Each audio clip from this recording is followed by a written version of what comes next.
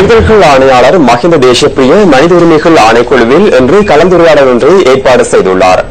போலீசார், முக்கிய அரசாங்க நிறுவனங்களின் அதிகாரிகள் உள்ளிட்டோர் இந்த கலந்துரையாடலில் கலந்து கொள்ள உள்ளதாக மனித உரிமைகள் ஆணைக்குழுவின் சட்டப்பிரிவு செயலாளர் சட்டத்தரணி நிமல் பொஞ்சிகேவா தெரிவித்தார். சட்டவிரோத தேர்தல் பிரசார நடவடிக்கைகள் தொடர்பில் கலந்துரையாடப்பட உள்ளதாக சட்டத்தரணி நிமல் பொஞ்சிகேவா மேலும் குறிப்பிட்டார்.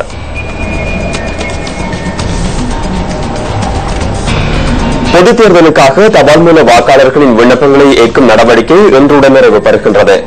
இன்று நள்ளிரவு 12 மணிக்கு முன்னர் பூர்த்தி செய்யப்பட்ட விண்ணப்பங்கள் குறித்த மாவட்ட தெரிவத்தாட்சி அலுவலர்களுக்கு கையளிக்கப்பட வேண்டும் என மேலதிக தேர்தல்கள் ஆணையாளர் எம். முகமது தெரிவித்தார்.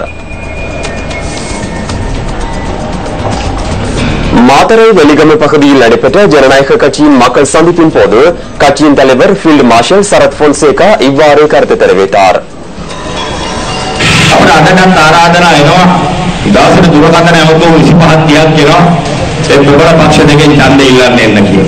தமது கட்சியில் போட்டியிடுமாறு இரு பிரதான கட்சிகளில் இருந்தும் ஒரு நாளைக்கு 25 தொடக்கம் 30 வரையில் தொலைபேசி அழைப்புகள் வருகின்றன.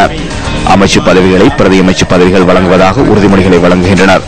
நாங்கள் அரசியலுக்கு வந்தது எமக்காக அல்ல, கொள்கையின் அடிப்படையில் நாட்டிற்கு சேவையாற்ற வந்தமையினால் அந்த அனைத்து அழைப்புகளையும் நிராகரித்தோம். தனிமையாக மக்கள் மத்தியில் செல்ல நாம் தீர்மானித்தோம்.